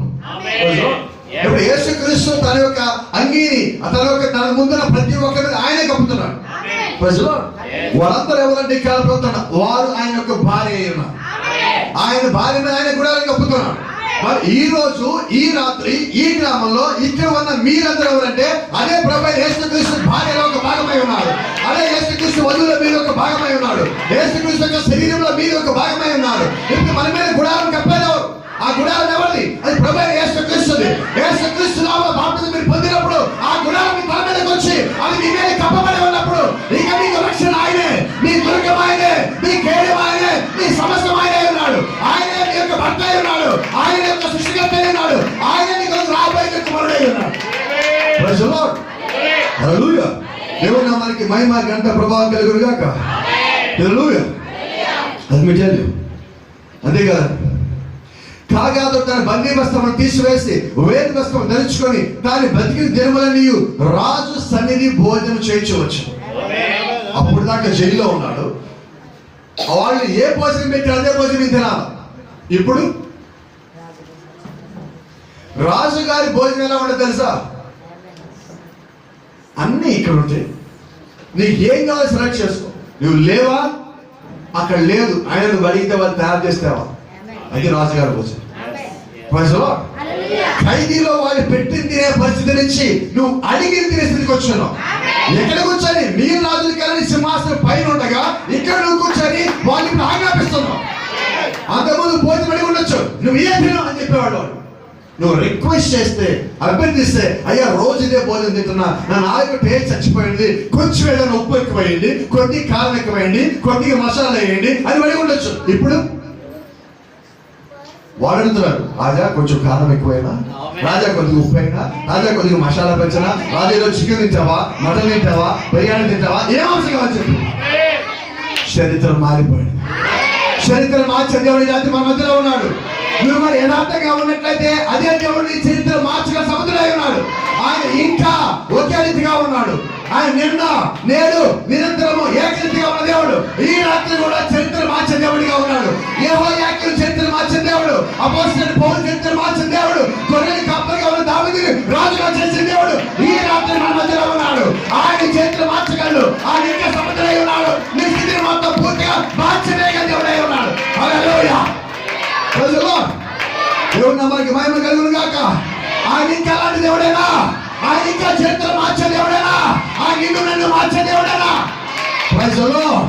దేవుని నామానికి మహిమ గంత ప్రభావం కలుగును గాక. Let me tell you. మరియు అతని భత్యము ఏ నాటికి ఆనాడు రాజు చేత నిర్ణయించబడినదై బ్రతికిన నాడు ఆ చొప్పున అతనికి ఇవ్వబడిన. ఇదేంటిది? బ్రతికినంతకాలం డైలీ చేతులు ఇచ్చారు. జైల్లో ఉండి రాజు కొట్టుకుంటే ఇద్దరు ఒక్కొక్క రాయికి 2 రూపాయలు ఇస్తారు, ఒక్కొక్క రాయికి 5 రూపాయలు ఇస్తారు. ఇప్పుడు నువ్వు డైలీ రా, ఇక్కడ కూర్చో, భోంచే, అక్కడ రాజు ఉంటాడు. రాజు నిన్ను చూడగానే నీకు ఏమనిపించిందో నీకు అంత జీతం ఇస్తాడు. ఇదేంటిది? ఇప్పుడే కష్టపడుతున్నావు? ఎంత కష్టపడుతున్నావు? నీ కష్టం ఎక్కడో తెలుసా? యేసుక్రీస్తు సన్నిధిలో అడుగు పెట్టేంత వరకు, ఆయన యొక్క ప్రసన్నతలో అడుగు పెట్టేంత వరకు, పరిశుద్ధాత్మలో అడుగు పెట్టేంత వరకు, అడుగు పెట్టిన తర్వాత చరిత్ర మారిపోయింది. నీ స్థితి మారిపోయింది, నీ పరిస్థితి మారిపోయింది, నీ భవిష్యత్తు మారిపోయింది. సమస్తాన్ని మార్చివేశాడు. ప్రతి దాన్ని ఆయన మార్చివేశాడు. ఎందుకని మార్చివేశాడంటే ఆయనను ప్రేమించున్నాడు. ఆయన ప్రేమించాడు కాబట్టి నీకు తిరిగి వచ్చున్నాడు. వచ్చేవాడు కాబట్టి నీ చరిత్ర మార్చాడు. హల్లెలూయా. Thank you Lord. ఇంతకుముందు పని చేస్తే నాకు ఒక 5 రూపాయలు ఎక్కువ అంటే నేను ఎంతే పని చేస్తాను, ఎంత ఇస్తానే వాడు. ఈరోజు నేను అన్నాడు, ఎంత ఇచ్చిన చేత ఎంత, నాకు అక్కల బ్యాంకులో వెళ్ళిపోండి, నీకు చేతంత పనే ఉంది. ఎవరింట్లో ఉంటున్నావు? ఎవరింట్లో ఉంటున్నావు? ఎవరింట్లో తింటున్నావు? నీకు బట్టలు ఎవరు ఇవ్వాలి? నీకు సంగతి తెలుసా? రోజు ఈయన జైల్లో ఉన్నప్పుడు ఆ ప్లేట్లో ఇస్తే భోజనం దాన్ని తిని ఈయన కడిగి మళ్ళా వాళ్ళు భోజనం పెట్టేదాకా ప్లేట్ ఇలా కొట్టుకోవాలి. ఇప్పుడు ఈయన భోజనం చేయగానే ప్లేట్ తీసుకెళ్లి కడిగేవాళ్ళు వేరేవాడు. ఈయన చెయ్యిలాగా పెడితే ఆ చేతిని కడిగి తుడిచిపెట్టేవాడు వేరేవాళ్ళు వచ్చారు. నీ చరిత్ర మారిపోయింది. నువ్వు పడిన కష్టానికి, అతను జైల్లో ఉన్న 37 సంవత్సరాల 11 నెలల 27 రోజులు పడిన కష్టానికి దేవుడు ఇచ్చిన కృప. అంటే నువ్వు ప్రయాసలో ఉన్నావా, నువ్వు భారంలో ఉన్నావా అన్న చూడద్దు. ఆ ప్రయాస భారం యొక్క ముగింపు ఎంతో బాగుంటుంది. ప్రతి గుహల యొక్క ముగింపు ఒక వెలుగు ఉంటుంది. నీ శ్రమ యొక్క ముగింపు కూడా ఒక వెలుగు ఉంటుంది. నీ శోధన యొక్క ముగింపు కూడా ఒక వెలుగు ఉంటుంది. ఆ వెలుగే ప్రభు యేసుక్రీస్తు ఇచ్చాడు. ఆ వెలుగే శివం ఉంటుంది. ఆ వెలుగే పరిశుద్ధాత్మ ఇచ్చాడు. ఆయన సమస్తాన్ని మార్చే దేవుడు ఆయన. ఒకవేళ ఈ రాత్రి నువ్వు ఇంకా చీకటిలో నడుస్తా ఉన్నావేమో, ఆ చీకటి ఇంకా ఎంతో కాలం ఉండదు. నువ్వు ఇంకా భారం మోస్తా ఉన్నావేమో, ఆ భారం ఇంకా ఎంతో కాలం ఉండదు. నువ్వు శోధనలో ఉన్నావేమో, ఆ శోధన ఇంకా ఎంతో కాలం ఉండదు. ఒకవేళ అనారోగ్యంలో ఉన్నావేమో, అనారోగ్యం ఇంకెంతో కాలం ఉండదు. ఒకవేళ ఆర్థిక పరిస్థితి బాగలేదేమో, అది ఇంకెంతో కాలం ఉండదు. ఆ కాలానికి ఒక ముగింపు రోజు ఉన్నది. ఆ కాలానికి ఒక ముగింపు ఉన్నది. ప్రతి దానికి ఒక ముగింపు ఉన్నది. ఆ ముగింపే ప్రభు యేసుక్రీస్తు ఉన్నాడు. ఆయన సమస్తాన్ని తీసివేసే దేవుడే ఉన్నాడు. సమస్తాన్ని మార్చివేసే దేవుడే ఉన్నాడు. ఆయన కప్పటికి ఇస్తా ఉన్నాడు. ఆయన కప్పులో మొత్తం మార్చే దేవుడిగా ఉన్నాడు. ఆయన ఇంకా సుఖపరిచే దేవుడిగా ఉన్నాడు. Thank you Lord. హల్లెలూయా. ఆమేన్. ఆమేన్. ఈ రాత్రి ఆయన ఎక్కడ ఉన్నాడు? నువ్వు చెప్పగలవా ఆయన ఎక్కడ ఉన్నాడు? ఈ రాత్రి ఆయన మన మధ్యలో ఉన్నాడా? లేదండి, ఆయన మన లోపల ఉన్నాడు. రాత్రి నువ్వు నమ్మగలిగితే మన లోపల ఉన్నాడు. ఆత్మగా వచ్చిన దేవుడు ఇంకా మన మధ్యలో ఆత్మగా సంచారం చేస్తున్నాడు. ఈ రాత్రి నీ పక్కన ఉన్నాడు. నిలబడి ఉన్నాడు. నువ్వు ఏం అడుగుతావో చూస్తున్నాడు. నువ్వు అడగగలవా? నీ స్వరం కలవగలవా? ప్రభువును అడగగలవా? స్వస్థపరిచే దేవుడు మన మధ్యలో ఉండగా నువ్వు నోరు తెరిస్తే, నువ్వు అడిగితే ఆయన If you are able to open your mouth and you can do all things tonight. ఈ రాత్రికి స్వరము తెరిచి ఆయన అడిగితే ఆయన కార్యము చేసే దేవుడిగా ఉన్నాడు, ఆయన బాగుపరిచే దేవుడిగా ఉన్నాడు, ఆయన స్వస్థపరిచే దేవుడిగా ఉన్నాడు, ఆయన బాధలు తీసివేసే దేవుడిగా ఉన్నాడు, ఈ రాత్రి చరిత్ర మార్చే దేవుడిగా ఉన్నాడు. Thank you. ఆయన మంచి దేవుడా, గొప్ప దేవుడేనా? యెహోవాకి అనుకుంటున్నాడు, నాకేంటి ఎలా జరగడం? ఆశ్చర్యపోతున్నాడు. పేతురు జైలు నుంచి బయటకు వచ్చి అనుకుంటున్నాడు, నేనేంటి జైలు నుంచి బయటికి రాదు పోదనుకుంటున్నాడు, నాకేంటి కళ్ళు బయలుగా మళ్ళీ తిరిగి రావటం. ఈ రాత్రి అనుకోవచ్చు, నాకు ఆరోగ్యం రావటం ఏంటి, నా కుటుంబం ఎంతో బాగుపరచమేంటి, నా కుటుంబం రక్షణ పొందడం ఏంటి? నువ్వు ఆశ్చర్యపోవచ్చు. అయితే ఆశ్చర్య కార్యములు చేసేవాడు ఆశ్చర్యపోడు. ఆయన దగ్గర ఇంకా ఆశ్చర్య కార్యములు ఉన్నాయి. ప్రవక్త అంటున్నాడు, హీస్ వండర్స్ టు పెర్ఫార్మ్. ఈ కాలం ప్రవర్తించున్నాడు. దేవుడి దగ్గర అద్భుతాలు చేయడానికి ఆయన దగ్గర చాలా ఉన్నాయి. నువ్వు లోపడితే అద్భుతాలు చేయగలడు, నువ్వు లోపడితే నేను వాడుకుంటాడు, లోపడితే నీకు సాధనగా మారుస్తాడు. నువ్వు లోపడితే అడిగితే ప్రార్థిస్తే మోసలితే ఎలాంటిగా ఉంటే దేవుడి జీవితాలు పూర్తిగా మార్చే దేవుడిగా ఉన్నాడు. ఆయన ఈ రాత్రి కూడా అదే కార్యములు చేయగల దేవుడిగా ఉన్నాడు. నువ్వు నమ్మగలిగితే ఆయన ఒప్పుకోగలిగితే, ఆయన అంగీకరించగలిగితే, ఆయన ఎన్నికలు రాగలిగితే, విశ్వాసపరచగలిగితే అదే కార్యములు చేయగల దేవుడిగా ఉన్నాడు.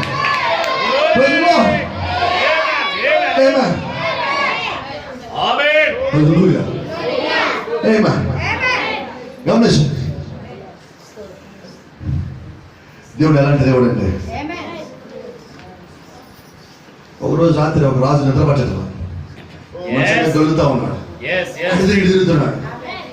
తిరిగి ఏమన్నాడంటే, ఆయన నిద్ర పట్టడా ఒకసారి రాజు ఉంది చదివించాడు. వాళ్ళకి అందరూ చదువుతా ఉన్నాడు. ఆ రాత్రి నిద్ర పట్టకపోయినందున రాజ్యపు సమాచార గ్రంథం తెమ్మని రాజు తాగనీగా అది రాజు ఇద్దరు చదివి వినిపించాడు. అప్పుడు రాజు అంటున్నాడు, నన్ను చంపడానికి ఇద్దరు వచ్చారు కదా, ఆ ఇద్దరిని ఒకరోజు అప్పగించాడు కదా, అప్పగించిన వాడికి ఏం బహుమానం ఇచ్చాం మనం? ఎందుకు అప్పగించేవాడి పేరేంటి? మొర్దెకాయ.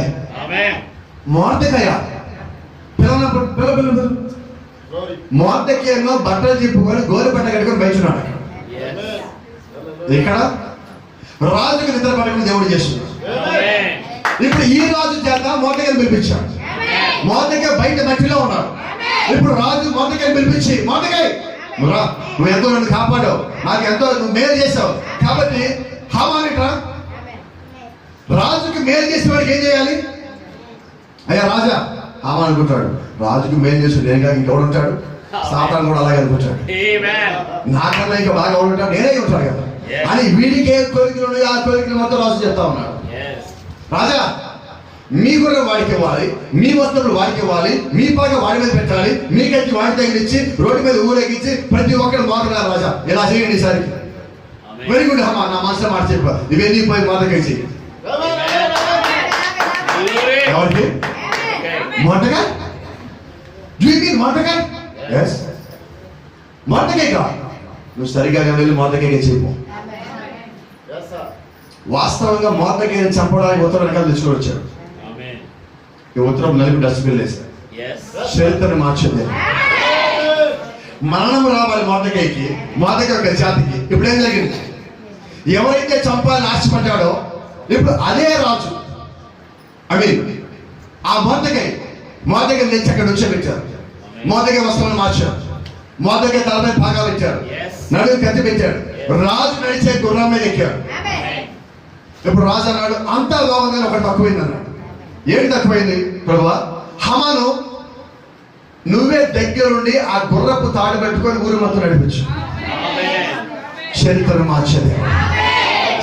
మార్చేదేవుడు. నీ శత్రువే ఇప్పుడు గుర్రం మీదకి ఎక్కించి, నీ శత్రువే నీకు వస్త్రములు మార్చి, నీ శత్రువే నీ ముందు నడుచుకుంటా, నీ శత్రువే నీ గుర్రం పెట్టుకుని వెళ్తా ఉన్నాడు. అది కాదా శత్రువు మార్చడం అంటే? అది కాదా దేవుడి శత్రువు అంటే? నీ శత్రువుని వాడి పాదం దగ్గర, నీ శత్రువుని చెప్పడానికి వస్తే ఇప్పుడు దేవుడి సమస్త మార్చి వారిని పాదం దగ్గర పెంచున్నాడు. ప్రజలు కాబట్టి ఈ రోజు మన దేవుడు ఎలాంటి దేవుడు అంటే చరిత్ర మార్చే దేవుడు అండి. ఆయన కృపనిచ్చే దేవుడు మాత్రమే కాదు, ఆయన స్వస్థపరిచే దేవుడు మాత్రమే కాదు, ఆయన కేవలం ఆశ్చర్యపరిచే దేవుడు మాత్రమే కాదు, కానీ ఆయన కృపనిచ్చే దేవుడు కూడా అయి ఉన్నాడు. నీ చరిత్రను మార్చే దేవుడు కూడా అయి ఉన్నాడు. Praise the Lord. Thank you Lord. ఆమేన్. ఈ రోజు ఈ రాత్రి దేవుడు తన యొక్క పరిశుద్ధాత్మ శక్తి చేత ప్రభావం చేత నీ యొక్క ప్రతి ఒక్క బలహీనత నుంచి ఆయన బయటకు తీసుకొస్తా ఉన్నాడు. నీ జీవితంలో ఉన్న ప్రతి ఒక్క సమస్య నుంచి ఆయన బయటకు తీసుకొస్తా ఉన్నాడు. కొన్నిసార్లు నువ్వు ఉన్న పరిస్థితుల్లో, నువ్వు పడుతున్న ఇబ్బందుల్లో, నీ చుట్టుపక్కల ఏ దొరికితో నీకు అర్థం కాకపోవచ్చు, అయినప్పటికీ దేవుడు సమస్తాన్ని చూస్తా ఉన్నాడు. నీకు తెలియదే నీ జీవితంలో జరుగుతా ఉన్నప్పుడు నువ్వు ఊరకుండు. అయితే దేవుని మీద నమ్మకం ఉంచు, దేవుడి మీద విశ్వాసం ఉంచు. నీ విశ్వాసం కదలకూడదు, నీ విశ్వాసం సడలకూడదు, నువ్వు దేవుళ్ళను పక్కకు తొలగొద్దు. ఎంతమంది వచ్చినా ఎన్ని చెప్పినా నీ విశ్వాసమే కదల్చని విశ్వాసమై ఉండాలి. దావీదు ఒక మాట అంటాడు, నేను కదల్చబడను. ఎందుకు కదల్చబడవయ్యా? నేను నది ఒడ్డున నాటబడి ఉన్నాను. నది ఒడ్డున నాటబడి ఉన్నాను. నది ఒడ్డున నాటబడ్డావంటే నదిలో నీరు నీ చెట్టు వేళ్ళకి వస్తా ఉన్నది. కాబట్టి నీ వేలు తగిలే నీరంటే వాక్యమై ఉన్నది. నీరనగా వాక్యము. వాక్యంలో ఉన్నంత కాలము నువ్వు కదల్చబడవు. లోకంలో ఉండి కదల్చబడతావు. గాలి కొట్టుకుపోయే పొట్టులాగా ఉంటావు. వాక్యంలో నువ్వు నాటబడతావు. నాటబడిన ఒలీవ కొమ్మ వలె, నాటబడిన ఒలీవ చెట్టు వలె, యేసుక్రీస్తు వలె జీవ వృక్షంలో ఏర్పడుతున్నాడు. Nobody can move you. Nobody can plug you. Nobody can change you. Nobody can you separate from the Lord. దేవుడు ఎవడు వేరు చేయలేడు, నిన్నెవడు కలపలేడు, నిన్నెవడు తీసేయలేడు, నిన్నెవడు పీకేయలేడు. నువ్వు దేవుడు నాటబడి ఉన్నట్లయితే. హల్లెలూయా. ఆమేన్. యెహోయాకీను నిన్న జైల్లో ఉన్న ఖైదీ ఈ రోజు రాజుల కన్నా పైన రాజు. Praise the lord. మొదటికి బయట అంతఃపురం బయటకు వచ్చాను. అంతఃపురం అయ్యా నన్ను తీసుకెళ్ళంటే ప్రతి ఒక్కళ్ళు ఈసరించుకోండి, తోసేసి ఇసిరేసి పడేస్తున్నాడు. ఈ రోజు మొదటికి అపాయింట్మెంట్ కోసం వస్తున్నారు. మొదటి గారు కొంచెం రాస్తూ మార్చావేయండి, రాష్ట్రం మార్చారు. నీ చరిత్ర మారిపోయాడు. అర్థమవుతుందా? ఒకప్పుడు నెగటాలు చేసి ఉండొచ్చు, చాలా మంది ఒకప్పుడు ఇబ్బంది చేసి ఉండొచ్చు, ఒకప్పుడు హేళన చేసి ఉండొచ్చు, నీ ఇంటి చుట్టుపక్కల వాళ్ళని హేళన చేసి ఉండొచ్చు. అయితే ఒకరోజు ఒక సమస్య వస్తుంది, వాళ్ళ ఇంటి అనారోగ్యం వస్తుంది, వాళ్ళకి డాక్టర్ దొరకడు, అందుబాటులో లేరు. వాళ్ళు పరిస్థితులు వచ్చి నీటి తలుపు తడతాడు. సహోదరికి తలుపు తీస్తావా, సహోదరు తలుపు తీస్తావా? ఇదిగో మా ఆయనకి ఉంటే బాగాలేదు, నా కుమారుడికి ఉంటే బాగాలేదు, నా కుమార్తెకి ఉంటే బాగాలేదు, మా ఇంటి డబ్బులు లేవు, మా ఇంటి ఆరోగ్యం అయిపోయింది, మా గురించి ప్రార్థన చేస్తావా? మా గురించి నీ దేవుని అడుగుతావా? మా గురించి ప్రార్థన చేస్తావా? చరిత్ర మారిపోతుంది. అప్పుడు దేవుడిని మారినాడు, అప్పుడు దేవుడిని చూస్తా ఉన్నాడు. అప్పుడు ఆయన హస్తం చాపుతాడు. నువ్వు ప్రార్థించగా, నువ్వు అడగగా, నువ్వు మొరపెట్టగా ఆయన వాళ్ళని తాగుతాడు. అక్కడ ఆయనే మహిమపరచబడతా ఉన్నాడు. అయితే వాళ్ళు అంటారు, నీ దేవుడు నిజమైన దేవుడు, యెహోవా నిజమైన దేవుడు, యేసుక్రీస్తు నిజమైన దేవుడు. నువ్వు నిజమైన దేవుడు నమ్మున్నావు, ఇంతకాలం మేము తప్పు చేస్తున్నాము, పొరపాటు పడున్నాము, మమ్మల్ని మన్నిస్తావా? నీ చరిత్రను మార్చే దేవుడు. Thank you Lord. హల్లెలూయా. ఆమేన్. యెహోయాకీను ఇంకెప్పుడు చేయి చాచి ఉన్నాడు కదా, చరిత్ర మారిపోయింది. ఈ రాత్రి ఇంకా నువ్వు చేయి చాపి అడిగేవాడిగా ఉన్నావేమో, ఇంకా చేయి చాపి అడిగేదానిగా ఉన్నావేమో. నువ్వు దేవుడిగా నమ్మినట్లయితే, దేవుడి మీద విశ్వాసం ఉంచినట్లయితే నువ్వు చేయి చాపేవాడి కాదు, చేయి చాపి ఇచ్చేవాడిగా దేవుడిని మారుస్తా ఉన్నావు. నీ చరిత్ర ఇక్కడి నుంచి నేను మారుతా ఉన్నది, నీ చరిత్ర తారుమారు అవుతా ఉన్నది, నీ చరిత్ర మొత్తం మారిపోతా ఉన్నది. ఇది మార్చని దేవుడే ఉన్నాడు. ఇది నీవు కాదు, నీ గొప్పతనం కాదు, ఆయన యొక్క గొప్పతనం, ఆయన యొక్క కృప, ఆయన యొక్క ప్రేమ, ఆయన మీద నీకు నమ్మకము, ఆయన మీద ఉంచిన విశ్వాసము, నువ్వు చేసిన ప్రార్థన, నలిగిన నీ మోకాలు, వెలిగిన నీ మనసు ఈ కాలం చేస్తుంది. కాబట్టి ఇంకా లోబడు, ఇంకా లోబడు, ఇంకా లోబడు. దేవుడు కార్యములు చేస్తానని ఉపయోగిపోవద్దు. దేవుడు కార్యం చేస్తాడు ఆవేశపడిపోమాక. దేవుడు ఇంకా కార్యం చేయగల దేవుడిగా ఉన్నాడు. కాబట్టి నువ్వు ఇంకా లోబడు, ఇంకా లోబడు. He can do more things with you. అనేక కార్యములు నేను ఉపయోగించుకొని చేయగలదు, అనేక కార్యములు యొక్క జీవితం ఇంకా చేయగలదు.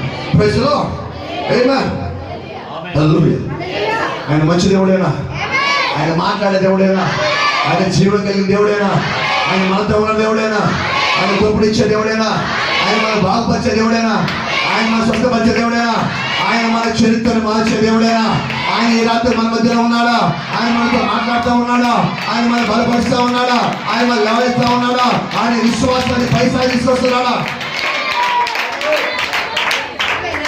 యెహోయాకీను యొక్క విశ్వాసము మిగిలిన రాజు కన్నా యెహోయాకీం యొక్క సింహాసనము మిగిలిన రాజు కన్నా పైకి తీసుకొచ్చాడు.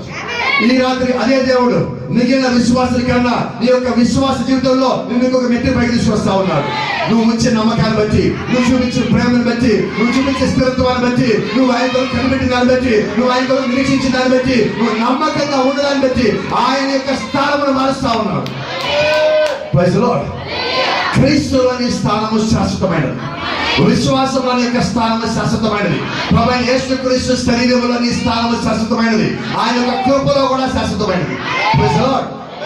కాబట్టి లోకం ఏమంటుందో నీకొద్దు, ప్రపంచం ఏమంటుందో నీకొద్దు, బంధువులు ఏమంటున్నారో నీకు అనవసరము, ఫ్రెండ్స్ ఏమన్నా నీకు అనవసరము. బైబిల్ ఏం చెప్తా ఉన్నది, దేవుడు ఏం మాట్లాడుతా ఉన్నాడు, అది మాత్రమే నీకు అవసరము. ఎందుకంటే కాపాడేది అదే. ఒకవేళ సమాధిలోకి వెళ్ళి ఉండొచ్చు, నువ్వు త్వరగా నిద్రించి ఉండొచ్చు, నువ్వు సమాధిలో ఉన్నప్పటికీ అక్కడ కాపలాగా దేవుడు తన ఒక నమ్మకమైన దూతలు ఉంచుతాడు. అక్కడి నుంచి ఒక దేవుని పైకి పిలుస్తాడు. మధ్య ఆకాశంలో ఒక పిలుపు వస్తుంది, ఆకాశంలో కూర్చోబోతావు, మేఘాల మీద ఆసక్తి కాబోతావు. ప్రపంచం మొత్తం కిందే ఉంటుంది. అప్పుడు నీ బంధువులు కిందే ఉంటారు, స్నేహితులు కిందే ఉంటారు, వేదాలు కిందే ఉంటారు. వాళ్ళంటారు, ఓ సహోదరి మమ్మల్ని కూడా పిలుస్తావా, మమ్మల్ని పైకి తీసుకెళ్తావా అని అడుగుతారు. చరిత్రను మార్చే దేవుడు, నీ స్థితిని మార్చే దేవుడు, నీ భవిష్యత్తుని మార్చే దేవుడు ఈ రాత్రి ఇంకా మన మధ్యలో ఉన్నాడు. యెహోయాకీంకి కృప ఇచ్చిన దేవుడు, ప్రతి ఒక్క ప్రవక్తకి కృపనిచ్చిన దేవుడు, ప్రతి ఒక్క విశ్వాసికి కృపనిచ్చిన దేవుడు ఈ రాత్రి మనకి కృపనిచ్చిన. హల్లెలూయా. నమ్మకంగా ఉందామా, దేవుళ్ళు ఉందామా, ఎలా ఉందాం? ఇక్కడ ఉంది 50 మంది 60 మంది 100 మంది కాదు. ఆమెన్ అంటే ఒకటే ఆమె నిలబడాలి, హల్లెలూయా అంటే ఒకటే నిలబడాలి, చప్పట్లు కొడితే ఒకటే నిలబడాలా, ధ్యానం కొడితే ఒకటే నిలబడాలా, ప్రార్థిస్తే ఒకటే ప్రార్థన పైకి రావాలా. ఒకే అవసరం కలిగి ఏకాత్మ కలిగి మీరు ప్రార్థన చేస్తే దేవుడు మన మధ్యలో అద్భుత కార్యక్రమం చేసే దేవుడిగా ఉన్నాడు. He still same God today. He said yesterday, he said today, he said forever. ఆ నిన్న నేడు నిరంతరము ఏకైక ఉన్న దేవుడై ఉన్నాడు. ఆయన మీ నమ్మకం వచ్చిదే, విశ్వాసం వచ్చిదే, అదే కార్యములు ఇంకా ఇంకా ఇంకా ఇంకా ఇంకా ఇంకా చేయగల దేవుడై ఉన్నాడు. ఆయన కృప అయిపోదా, ఆయన కృపకి అంతం లేదు, ఆయన ప్రేమకి అంతం లేదు, ఆయన చూపించే ఆయన మీద మనకున్న విశ్వాసానికి అంతం లేదు, ఆయన సాక్ష్యానికి అంతం లేదు, ప్రతి దానికి అంతం లేదు. నువ్వు ఎంత నిలబడితే, ఎంత స్థిరంగా ఉంటే దేవుడు ఒక ఆత్మను అంత పొదుగుతాడు, ఆయన కృపను అంత పొదుగుతాడు. దేవుడికి యోబు మీద ఎంత నమ్మకం అండి. లూసిఫర్ నువ్వు పోయి ఏం చేస్తా చేయకు,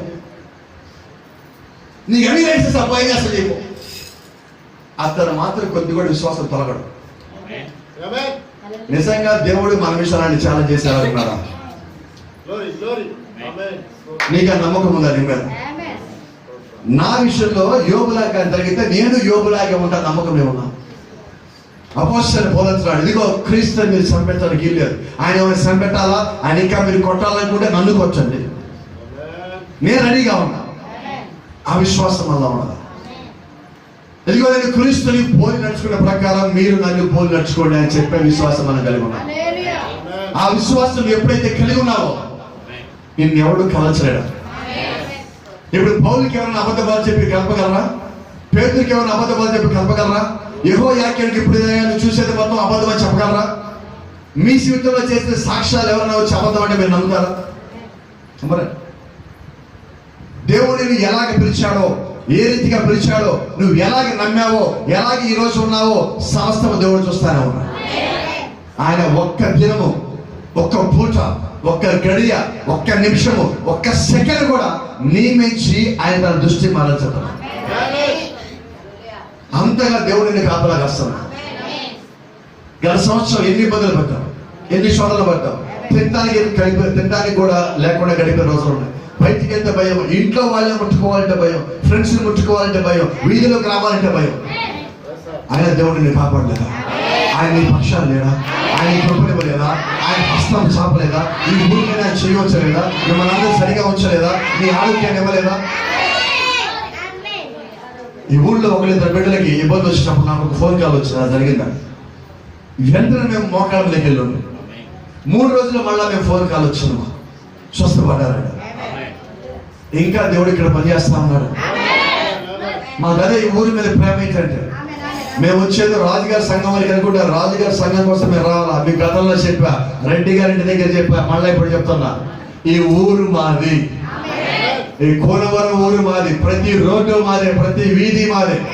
దేవుడు మమ్మల్ని ఎక్కడికి నడిపిస్తే మేము అక్కడికి వస్తాం. దేవుడు మమ్మల్ని ఎక్కడ ఉండమంటే మేము అక్కడ ఉంటాం. దేవుడు ఏ వాక్యం చెప్పండి అదే వాక్యం చెప్తాం, ఎక్కడికి చెప్తాము. మేము మనుషుల కోసం రాలా, దేవుడి యొక్క బిడ్డల కొరకు వచ్చాము, దేవుడి యొక్క కుమారుల కొరకు వచ్చాము, దేవుడి యొక్క కుమార్తెల కొరకు వచ్చాము, ఆయన యొక్క సంతానం కొరకు వచ్చాము, ఎక్కబడి ఆయన సంఘంలో విశ్వాసం కొరకు వచ్చాము. మీరు అవునన్నా వస్తాము, మీరు కాదన్నా వస్తాము.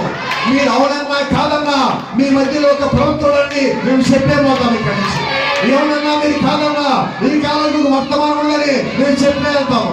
మీరు అంగీకరించినా అంగీకరించకపోయినా ఈ కాలానికి దేవుడు ఒక ప్రవర్తన ఇచ్చాడని మేము చెప్పే వెళ్తాం. God bless you. దేవుడు మనందరూ దీవించుగా. చాలు మమ్మల్ని ప్రేమించి మాకు అవకాశం ఇచ్చిన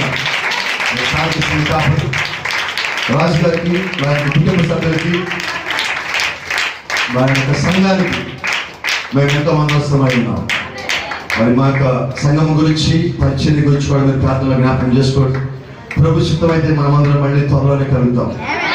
ఒకవేళ రాకడ ఆలస్యం అయితే మనమందరం అవతలగడ్డ కలుసుకున్నాం. అవతలగడ్డ ఎక్కడైనా కనిపిస్తే నేను కూడా కనబడతాను, నా కోసం చూడండి. రాకడ ఆలస్యం అయితే అటు పక్కన కలుసుకున్నాం. మళ్ళీ ఒకవేళ దేవుడు మనకి అవకాశం ఇస్తే మళ్ళీ ఇలా కలుసుకున్నాం. ఇలాంటి పండగ వాతావరణం. మరి శాస్త్రార్థ గారంటే మొదటి రోజు మేము భోజనం చేస్తాం. ఆమె ఇంట్లో బంధువులు చూపించింది. అయ్యా ఇదిగో మీటింగ్ లో నా బంధువులు పిలిచాను. బంధువులు ఎప్పుడు పిలుస్తారంటే పల్లెటూళ్ళు ఇళ్ళకి తెలుసా? పండగలు వచ్చినప్పుడు. మా సంఘంలో పండగ, వాక్యం అనే పండగ ఎవరైనా పిలుచుకొని వచ్చినాం. ప్రతి కుటుంబం నేను చూస్తున్నా అటువంటి పండగ వాతావరణం ఈ లోపల రావాలని. అటువంటి వాతావరణం వల్ల ఎప్పుడైతే వచ్చిందో మా సంఘానికి రండి కాదండి, ఇక్కడ ఇదిగో వాక్యం వినటానికి రండి, దేవుడి యొక్క మాటలు వినటానికి రండి అని చెప్పే విశ్వాసాలు కావాలి. అటువంటి బలపరిచేవాడు కావాలి. ఖచ్చితంగా మీ విశ్వాసాన్ని దేవుడు నిలిచాడు కాక. మరి మేము 2 రోజులు 4 పూట్ల మంచి భోజనం చేస్తున్నాం. ప్రతి ఇంట్లో మంచి భోజనం. ఈ రోజు అనుకున్నా నేను వచ్చేటప్పుడు పుస్తకం కొద్దిగా చేద్దాం అనుకున్నాం. ఎందుకంటే రమ్య దివ్య వాళ్ళు నాకు భోజనం పెట్టారు. భోజనం అంటున్నారు. అలా అంటే మేము భోజనం కాదు టిఫిన్ పెట్టామంటారు. టిఫిన్ కాదన్నమాట, దాని ఎవరు టిఫిన్ అంటారు, అది భోజనం అంటారు. అవునా కదా? ఎంతగా నేను తిన్నానంటే నేను ఇక్కడికి వచ్చి వాక్యం చెప్పలేనేమో అంతగా తిన్నాను. ప్రజలో నిజంగా వాళ్ళందరూ ప్రేమ ఎలాగ ఉన్నదంటే మేము తట్టుకోలేము. ఈ ప్రేమ ఎలాగ వచ్చారు. నాకు ఈ గుమ్మం సరిపోదు, మరి మీరు అలాగ ఉంటా ఉంటారు. అదే చెప్తా ఉన్నా. ఇంటి దగ్గర అనుకుంటారు నేను చాలా బరువు తగ్గాలి, బరువు